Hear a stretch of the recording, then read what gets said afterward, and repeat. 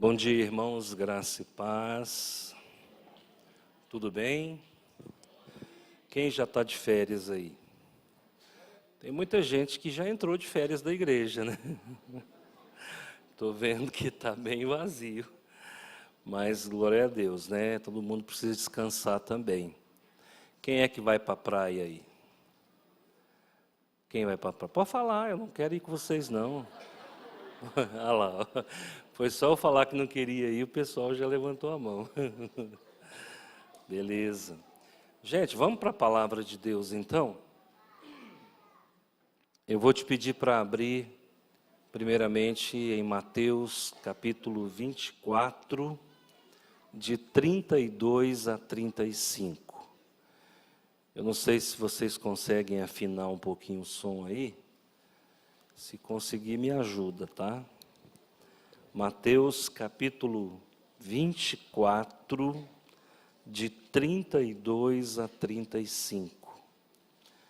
Mateus 24, de 32 a 35.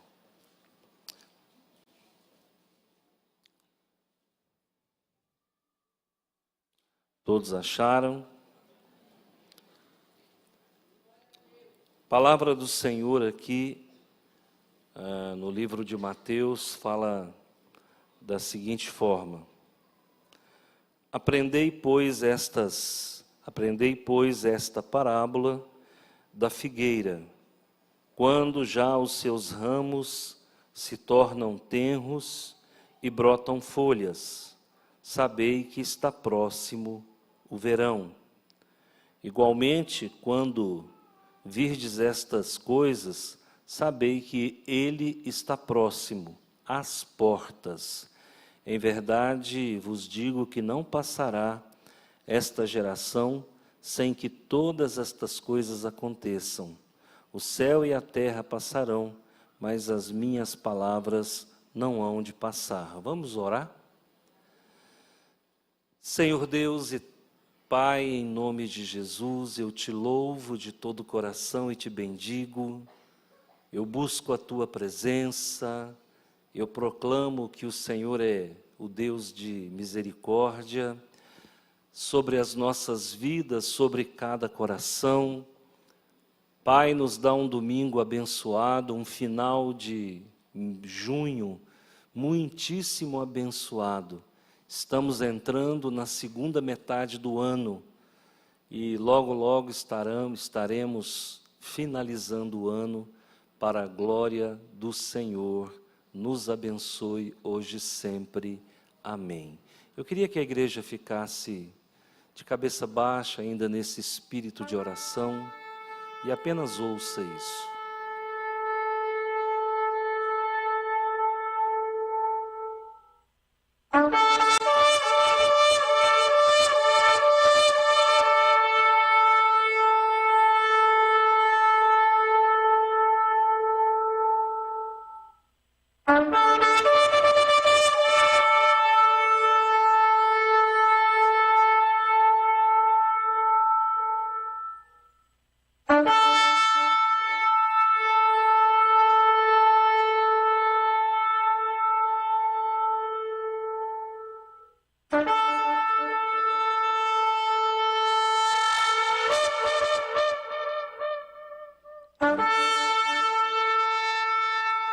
Amém.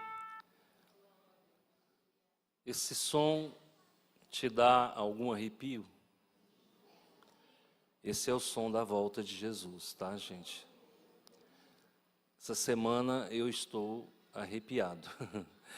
Essa semana eu vi grupos ao redor do Muro das Lamentações dizendo: volta Jesus, bendito aquele que vem em nome de Jesus. A Bíblia diz que Jesus só voltaria quando o povo pedisse para ele voltar. Porque quando ele veio de vontade própria, o povo o escorraçou, o agrediu e o matou. Aí a palavra de Deus diz: Jesus só voltará quando as nações clamarem: Baruch rabá Beshem Adonai, bendito aquele que vem em nome do Senhor. E nós estamos vendo agora, já estão clamando pela vinda de Jesus. Por quê? Porque as coisas vão ficar pior. Ontem vocês viram os Estados Unidos entrando na guerra. A princípio, uma guerra que começou em 1979, quando houve a queda do líder lá do Irã, chamado Shah Reza Pahlavi, numa revolta, numa revolução, mataram o Shah Reza Pahlavi e instaurou-se esse sistema político-religioso no Irã, chamado sistema teocrático, onde o líder, a princípio, era o Ayatollah Khomeini. Ele morreu, foi ele que derrubou o governo monárquico do Shah Reza Pahlavi, e aí começou-se essa ditadura dos ayatolás. Khomeini morreu, e Ali Khamenei assumiu, e está aí próximo à queda. São praticamente 40 anos que o Irã vem instigando ódio em toda a sua nação e ao redor. Vocês sabem que o Irã, durante 40 anos, alimentou grupos terroristas como Hamas, Hezbollah e os Houthis. E agora chegou a hora da onça beber água, né? Israel resolveu colocar um ponto final. Destruiu o Hamas, destruiu parcialmente o Hezbollah e eliminou as forças lá dos Houthis. Atacou o Irã, colocou o Irã totalmente indefeso, e ontem, por volta das 7 horas da noite, aqui, horário local, os Estados Unidos enviou caças B-2 e destruiu as 3 usinas nucleares do Irã. O Irã acabou. Acabou. É o fim do regime dos ayatolás. Agora, qual que é o perigo? O perigo é que algum país apaixonado, a citar China e Rússia, possa tentar fazer alguma coisa, o que eu acho pouco provável. Agora, eu quero que vocês prestem atenção na frase que o Donald Trump falou ontem, após o ataque. Ele falou: agora vai reinar a paz. É a paz pela força. E se você for estudar a história, você vai ver que esse era o lema de Roma. Roma antiga, ela impunha a paz romana, ou a pax romana, por meio da força. Os Estados Unidos, irmãos, nada mais é do que a ressurreição da Roma. É o governo romano. Você pode observar que o símbolo dos Estados Unidos é o mesmo símbolo de Roma, é uma águia. Você pode observar que o mesmo espírito imperialista que dominava Roma é o mesmo espírito imperialista que domina os Estados Unidos. Os Estados Unidos hoje é a Roma ressuscitada. O direito americano, ele é todo romano. Então, o que nós estamos vendo? Nós estamos vendo o fechamento de um ciclo. Roma nunca caiu. Quem acha que Roma caiu é um engano. A Roma sobreviveu com a Igreja Católica, depois ela ressuscitou no Império Carolíngio, com o nome de Sacro Império Romano Germânico, e depois ela se eternizou no imperialismo romano. Então, meus irmãos, olha a frase que Donald Trump disse ontem: agora vai reinar a paz. Por quê? Ele é obcecado pela paz. E se você for olhar em Apocalipse, o cavaleiro do cavalo branco, ele vem para guerrear, para vencer, e ele implanta a falsa paz. Então você vai ver que agora vai, teoricamente, se eu estiver correto nas minhas previsões, vai ocorrer uma certa paz ali no Oriente Médio. Por quê? Porque vários países já assinaram um acordo de Abraão. E foi um acordo proposto por Donald Trump e pelo genro dele. Então, já existe outros olhos para Israel. A Arábia Saudita já está de mãos dadas com Israel. A Jordânia, o Catar e outros países ali já estão andando de mãos dadas com Israel. Quem faltava? Faltava o Irã, que é o escorpião, a grande serpente do Oriente Médio, que está destruída. Eu duvido muito que a China e a Rússia queira comprar essa briga. Duvido muito, um país falido. A Síria, que o tempo todo foi inimiga de Israel, através da ditadura de Bashar al-Assad, já está nas mãos dos Estados Unidos. Hoje, a milícia que governa a Síria é pró-América. A Arábia Saudita é pró-América. Então, só estava faltando o Irã. Todo o Oriente Médio, teoricamente, está na mão dos Estados Unidos. O Papa,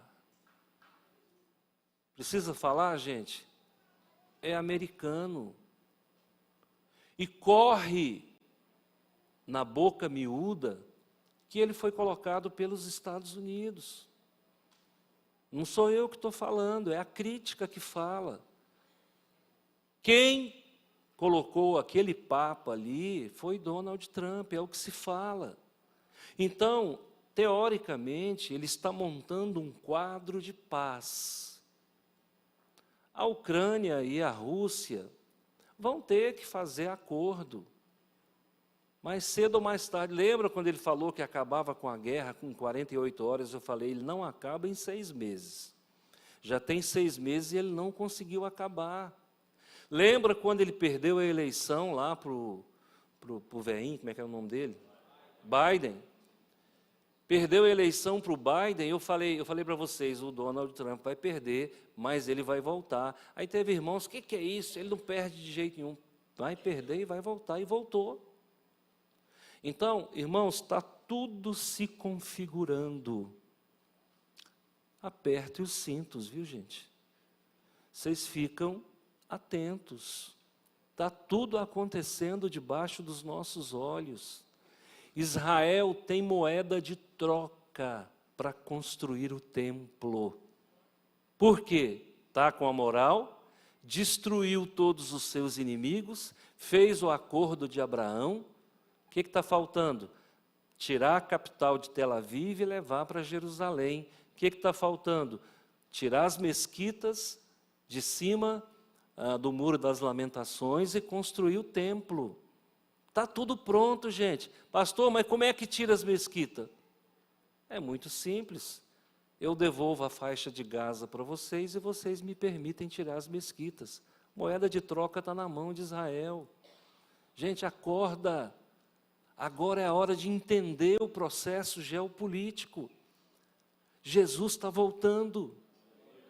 Não é uma retórica, não é uma narrativa vazia, né? Não estou fazendo especulação, não estou fazendo sensacionalismo.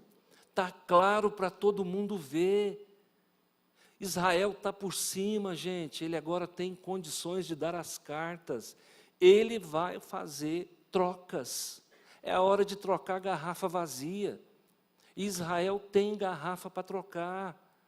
Então, gente, nós estamos aí às portas. Agora, eu vou entrar no texto e eu quero que você preste muita atenção. Eu não estou entendendo porque era a hora de todo mundo estar correndo para a igreja. E, pelo contrário, o povo está fugindo da igreja. Existe uma onda maligna de tornar o crente inimigo da igreja. O que nós temos visto Satanás trabalhar? Colocando na cabeça das pessoas que elas não precisam de igreja, que elas podem servir Deus em casa. Está cheio de desigrejado. Tem mais gente evangélica fora da igreja do que dentro da igreja. Isso é um cumprimento bíblico.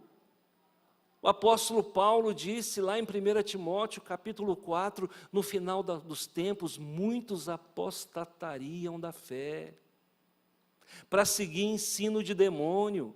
Qual é o ensino de demônio? Você não precisa de igreja. Você pode servir Deus em casa. Gente, está tudo se cumprindo, o povo está se casando e se dando em casamento, do jeitinho que a Bíblia falou. Só que enquanto a carruagem passa, os sinais vão aparecendo. E eu vou mostrar para vocês agora, por favor, abram os olhos, entenda a palavra de Deus. Eu vou falar sobre escatologia, obviamente, né? E vou falar sobre os tempos do fim, tá? É o final dos tempos, mas eu quero que você abra, primeiro, você não, eu quero que ali a mesa abra, Isaías 66, 8. Preste atenção nesse texto. Quem jamais ouviu tal coisa? Quem viu coisas semelhantes? Poder-se-ia fazer nascer uma terra em um só dia? Nasceria uma nação uma só vez? Mas Sião esteve de parto e deu à luz a seus filhos. A pergunta é: pode nascer uma nação em um dia? Me responda, sim ou não? Quando que essa nação nasceu em um dia? Dia 14 de maio de 1948, nasceu uma nação. Que nação é essa? Israel. Pode uma nação nascer em um dia? Isaías pergunta. Há 2.800 anos atrás, pode uma nação nascer em um dia? E a resposta é: pode.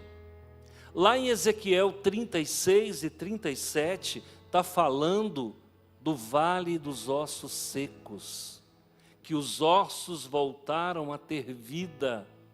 Quem são os ossos? Era a nação de Israel, que estava ressequida, desidratada, separada, mutilada, arrebentada, morta. E o holocausto foi o ápice do sofrimento dos judeus.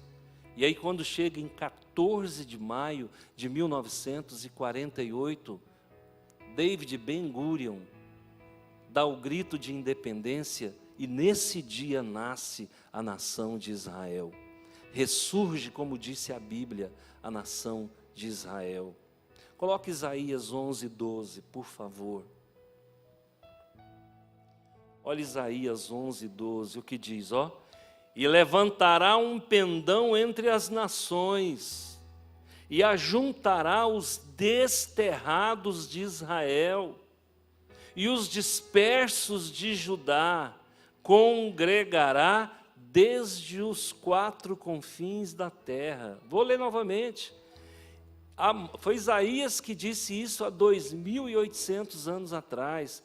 E levantará um pendão entre as nações, e ajuntará os desterrados de Israel, e os dispersos de Judá congregará desde os quatro confins da terra. Olha o que diz Amós, capítulo 9, versículo 14 e o versículo 15. Amós 9, 14 e 15.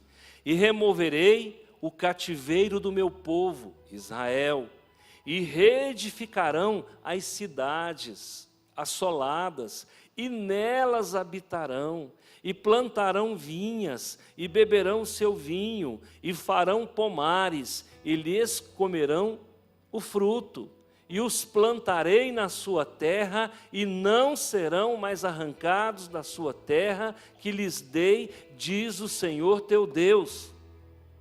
Sabe quem é que vai tirar Israel dali agora? Ninguém. Ninguém tira eles dali mais. Sabe o que é isso, gente? É a profecia se cumprindo. Volta lá no 14, preste atenção. E removerei o cativeiro do meu povo. Esse povo teve cativo 2.000 anos. Reedificarão as cidades. Nelas habitarão. Desde o final do século XVIII, os judeus estão voltando para Israel. É o movimento chamado sionismo. Israel está voltando, o povo está voltando. Vão reedificar as cidades assoladas. Qual que é o problema da Palestina com Israel? É justamente isso, que para reedificar a cidade assolada, tem que chegar o palestino mais para lá.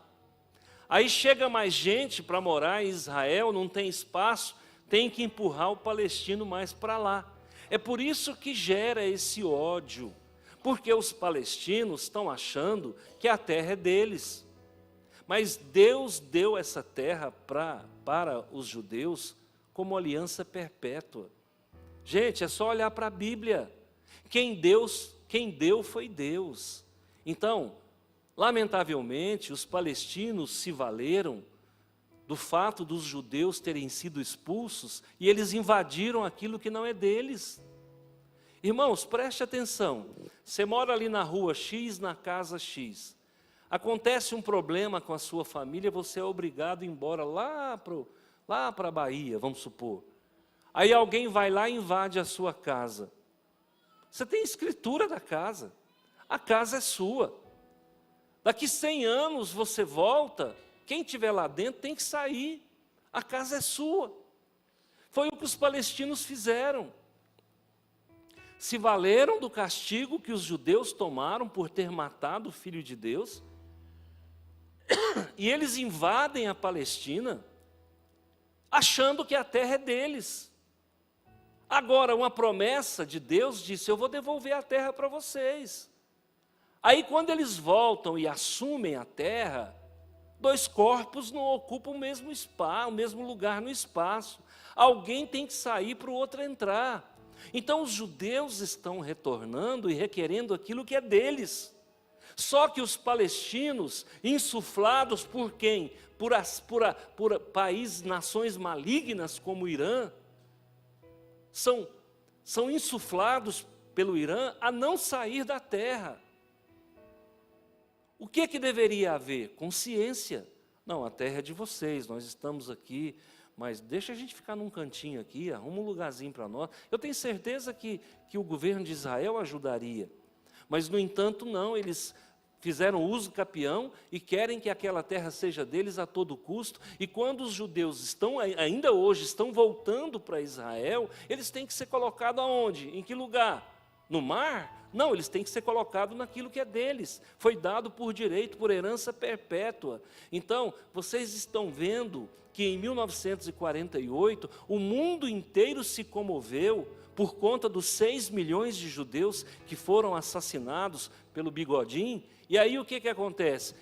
O mundo inteiro se comoveu e disse: não, nós vamos devolver, vamos novamente constituir um país para Israel. E foi o que aconteceu. A Organização das Nações Unidas, então, resolveu devolver um pedaço da terra. Mas de lá para cá, Israel vai ampliando as suas tendas. Por quê? Porque ele precisa de toda a terra para abrigar todo o seu povo que está voltando.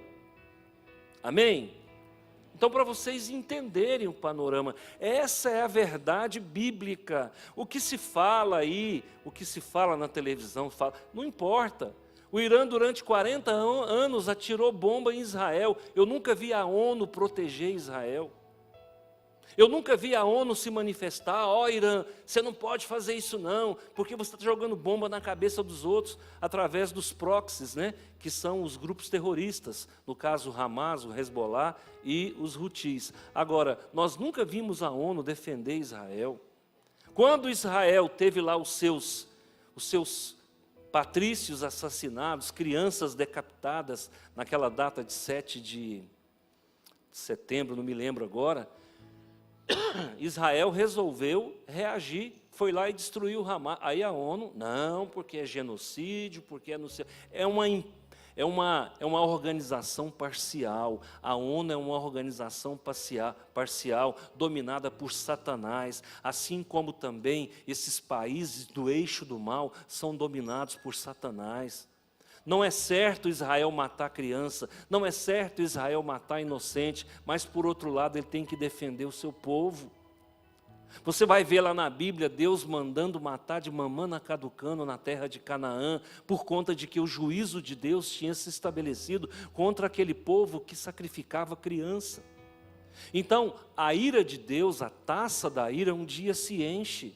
E agora chegou a colheita, chegou a ceifa para o povo do Irã.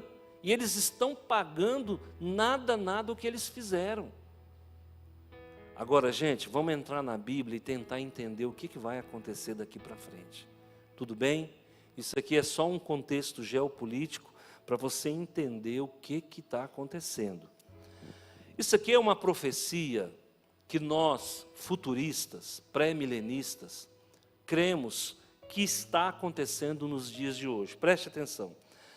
Versículo 32. Aprendei, pois, esta parábola da figueira. A figueira representa quem, gente? Não, a figueira representa Israel. A figueira representa a nação de Israel. Toda vez que você ouvir falar de figueira na Bíblia, está falando de Israel. E estou falando de contexto profético, tá? Aprendei esta parábola da figueira. Quando já os seus ramos se tornam tenros e brotam folhas. Quando é que os ramos de Israel, nação, se tornaram tenros e brotaram folhas? 1940, isso, começa com 8, e 48, acertaram. Dia 14 de maio. Então brota ali a nação de Israel, a figueira brotou. Olha a linha profética que nós defendemos. Quando já os seus ramos se tornam tenros e brotam folhas, sabei que está próximo o verão. O que é verão? Verão é colheita. Chegou a hora da colheita.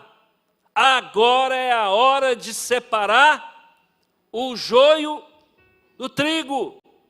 É a hora da colheita. E é por isso que o cão está dando rabada.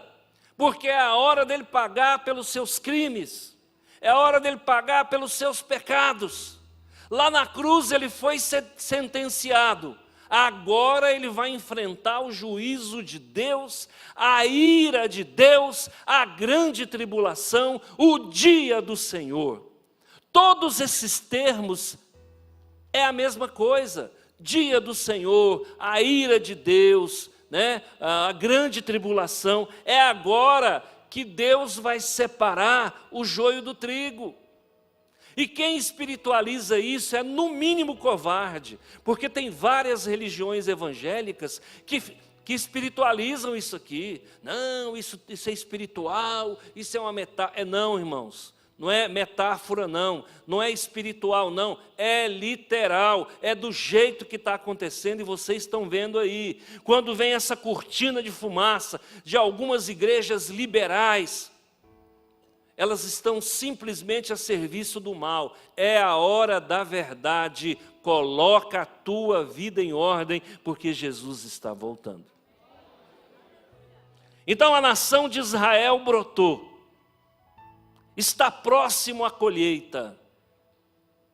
Agora preste atenção, gente. Igualmente, quando virdes todas estas coisas, sabei que ele quem? Jesus. Está falando dele. Sabei que ele está próximo. As portas. Agora aqui vem a cereja, preste atenção. Em verdade vos digo que não passará esta geração. Que geração? Esse é o X da questão. De que geração ele está falando? Aí, se quiser espiritualizar, tem duas explicações, nas quais eu não vou nem entrar, que eu não perco tempo com isso. Essa geração de que Jesus está falando é a geração da figueira que brotou. Que ano que a figueira brotou? 48, coloca lá, Salmo 90, 10. Pode colocar para mim, Salmo 90, 10. Vamos ver quanto tempo dura uma geração profética. Ó, a duração da nossa vida é 70 anos. E se alguns, pela robustez, chegarem a 80, o melhor disso é canseiro, é enfado. Com 80 anos você está bem cansadinho, não está? Você está enfadado da vida. Acordar todo dia, né? Pois passa, ó, o melhor deles é 80, é canseiro e enfado, pois passa rapidamente nós vamos. Gente, é o único lugar da Bíblia que discrimina o tempo de uma geração. Você vai encontrar na Bíblia geração de 40 anos, você vai encontrar na Bíblia geração de 20 anos, você vai encontrar na Bíblia vários valores para a geração, de forma subliminar, de forma inferente, mas de forma clara, é o único lugar da Bíblia que fala que uma geração dura 70 e 80. Isso é profético. Quem escreveu isso?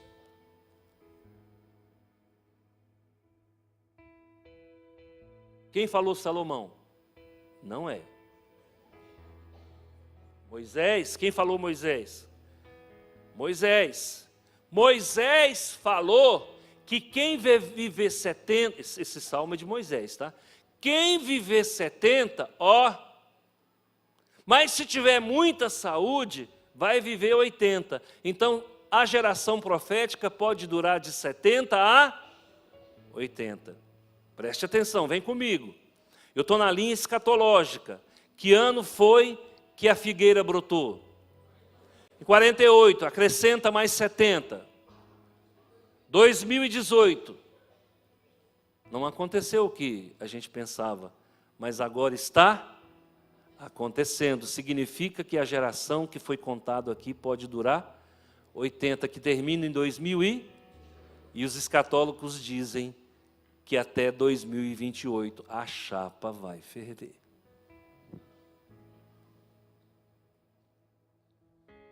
Então preste atenção, irmãos.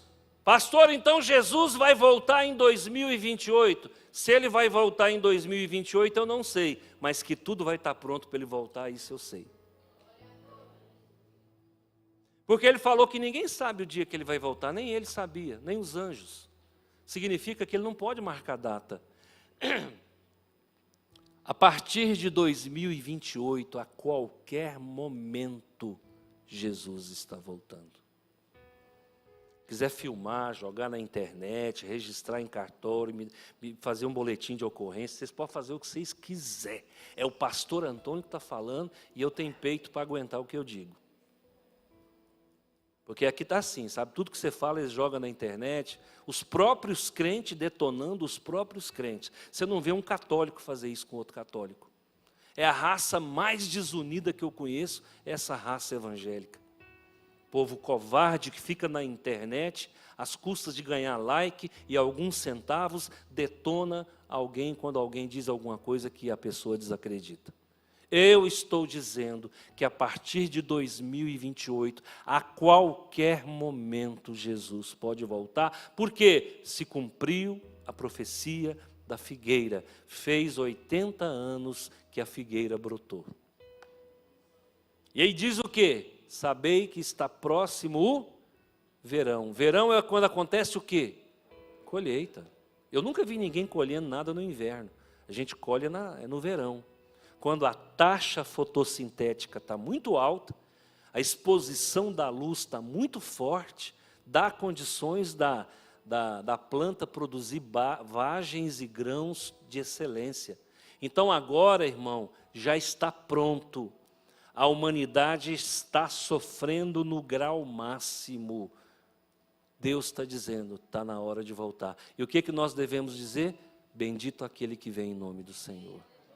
Pode começar a dizer, bendito aquele que vem em nome do Senhor.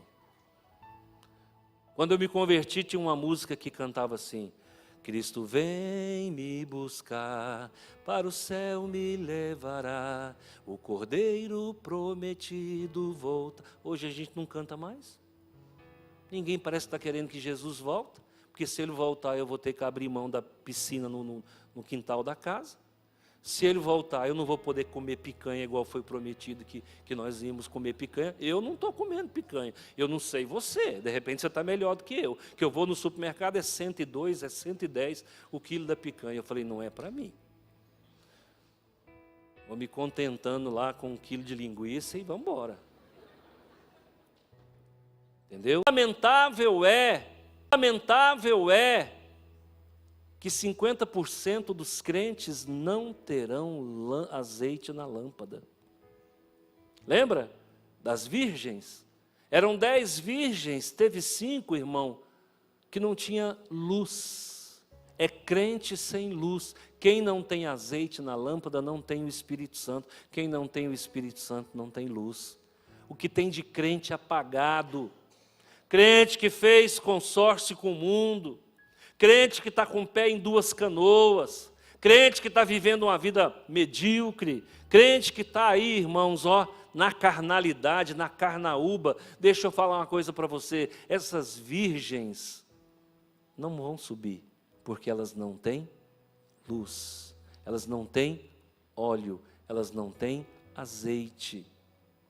É por isso que Jesus não marcou nem o dia e nem a hora, porque Ele quer pegar de surpresa. Ele vem como ladrão na noite. Quem é que espera o ladrão? Não vou dormir não, o ladrão está chegando. Quem é que vai fazer um negócio desse? Porque ele chega na hora que ninguém espera. Na hora do sono mais pesado, é a hora que o ladrão chega. Um dia eu conversei com um ladrão, há muitos anos atrás, né? Eu não era crente não. E ele falou para mim, não, eu roubo mesmo. E eu gosto de roubar, eu saio para roubar das 4 para frente. Eu falei, mas por que você gosta de roubar às 4? É porque é a hora que o sono é mais pesado. Olha a pedagogia do ladrão. Até ladrão é pedagogo, irmão. Ensinando, dando aula de como roubar. Então, o ladrão da noite, Jesus vai vir como ladrão. A hora que você menos espera, que o sono estiver mais pesado, que a cama estiver mais gostosa. Nós temos passado a noite no monte. E essa noite fez frio, irmão. Deu 4 horas da manhã, o vento assoviava. Hoje foi frio. Mas deixa eu falar uma coisa para você. Enquanto muitos dormem, muitos estão aguardando a volta do Senhor. Eu quero gente para orar comigo de madrugada. Porque eu estou acreditando na volta dele. Nós temos um legendário aqui também, lá no Monte das Oliveiras. E aqui não paga, viu? Você pode fazer inscrição. Às vezes a pessoa tem motivação para andar 500, 1000 quilômetros para ir no encontro. Estou criticando os legendários não, mas é verdade. Nós temos um legendário bem aqui. E o legendário que se manifesta lá também se manifesta aqui. O número 1, né? Eu quero que você se disponha a orar conosco. Nós temos 2 programas para começar aqui na igreja. Nós vamos começar o culto, nós vamos começar a celebração profética do avivamento, CEPARV, nós vamos começar na sexta-feira, se eu tiver apoio, viu, Nilra? Se eu não tiver apoio, eu não vou fazer verão sozinho. Nós vamos começar um trabalho na sexta-feira de avivamento. Esse trabalho ele vai ter uma parte teórica e uma parte prática. A sexta-feira tem hora de começar, não tem hora de acabar. Viu? Nós vamos ter um culto, uma celebração profética do avivamento, CEPARV aqui. Já estamos preparando o material. Nós vamos estaquear a cidade inteira com o avivamento.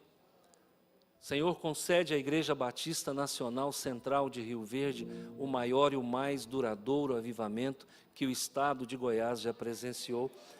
Pastor, irmão Rogério, vê se tem estaca lá, traz lá para mim. Traz umas 2. Falei para vocês que eu era doido. Eu falei desde o começo, não mexe com doido. Porque doido acredita na loucura que prega, né? E eu sou um doido. Já mandei comprar 5 litros de óleos.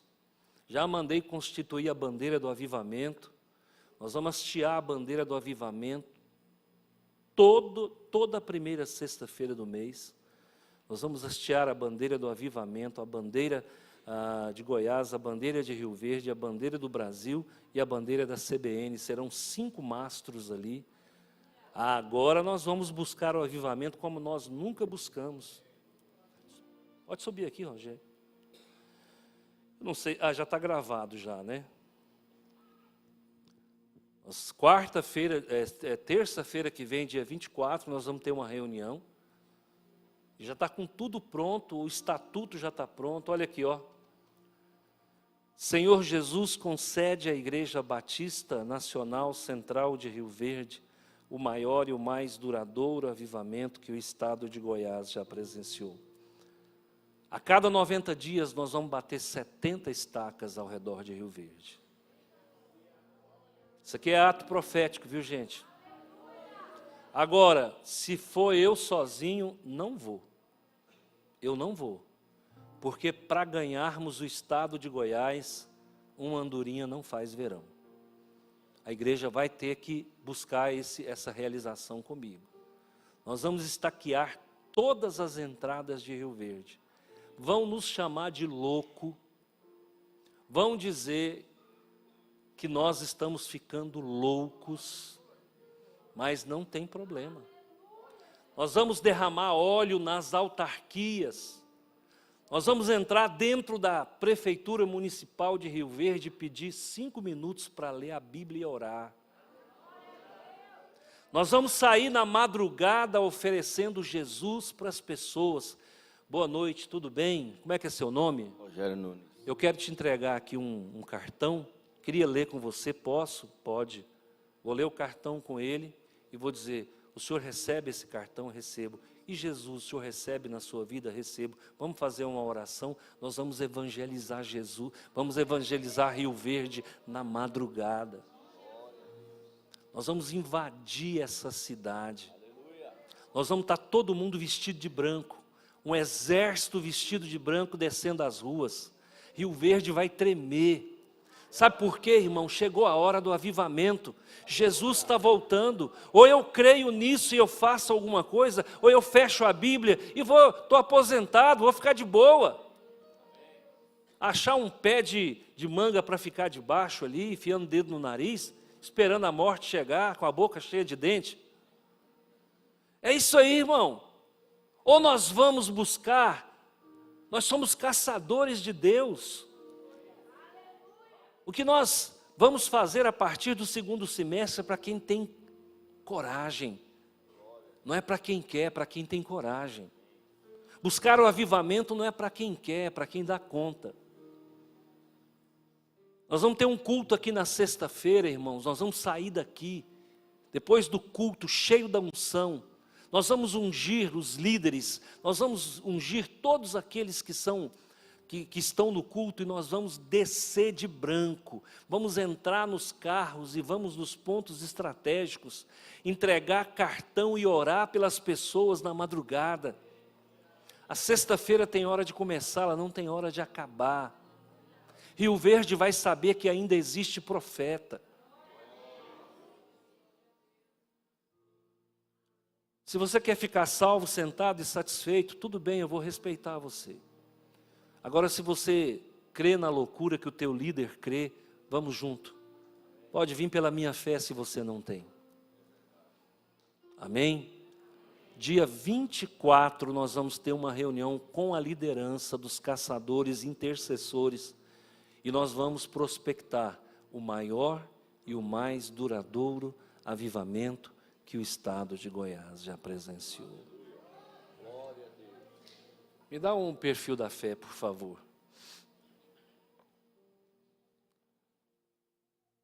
Você tem a liberdade de não crer em nada disso. Eu só quero que, se você não crer, fica caladinho, tá? Não joga pedra não, porque a pior coisa que tem é fogo amigo. Porque aqueles que não são, obrigado, irmã, porque aqueles que não são dos nossos, quiser falar mal de nós, não tem problema. Mas o fogo amigo dói muito. Não vai ser que a igreja agora toda vai ser inflamada por essa visão. Não, é sexta-feira. Se você não sabe, a sexta-feira à meia-noite é a hora que a Umbanda vira quimbanda. Sexta-feira à meia-noite é a hora que os demônios descem. Sexta-feira à meia-noite é a hora que o povo de Deus vai estar invadindo a cidade de Rio Verde. Eu já fui macumbeiro, irmão.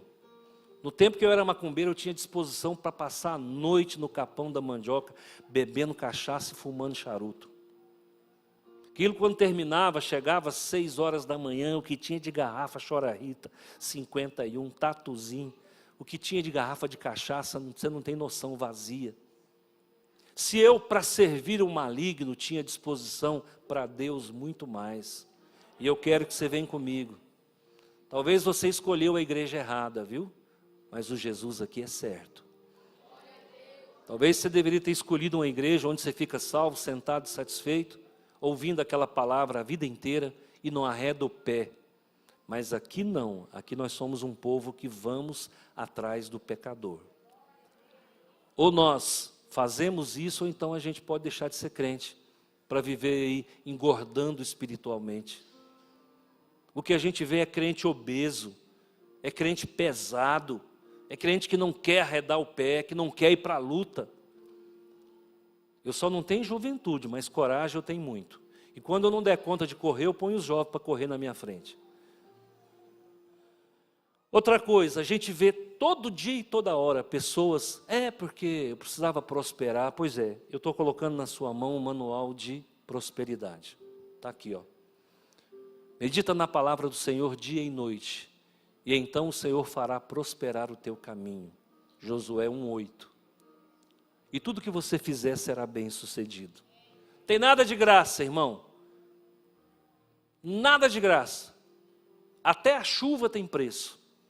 Se a água não evaporar, não evapotranspirar, não tem chuva. Tudo tem preço. Nada é de graça. Até a chuva é de graça. É nada, não tem nada de graça. Se você almoçar hoje, pode ter certeza que alguém pagou o seu almoço. Não tem almoço de graça. E nós vamos começar no segundo semestre uma jornada bíblica dominical de prosperidade e provisão. Todo domingo às 8:30 da manhã. E nós vamos trabalhar prosperidade à luz das Escrituras. Não é narrativa vazia, não. Não é balela, não. Me dá 1.000 que Deus vai te dar 1 milhão. Não é isso, não. Você não vai ter que dar nada para prosperar. Apenas obedecer e entrar no pacto da fé. Segundo semestre, nós vamos começar uma jornada bíblica dominical. Prepara. Prepara, porque as bênçãos do Senhor vão te perseguir, aonde quer que você esteja. Se você não tem fé, vem pela minha. Porque eu tenho e nós temos, a maioria que tem. Amém? Então, segundo semestre, nós vamos dar 2 arrancadas aí. Espero que a igreja saia da zona de conforto. Espero que você saia apenas dessa condição de levantar domingo de manhã e vir para o culto ou domingo à noite. Vamos trabalhar, para descansar nós temos a eternidade. Amém? Deus abençoa. Quero orar com você. Vamos ficar de pé.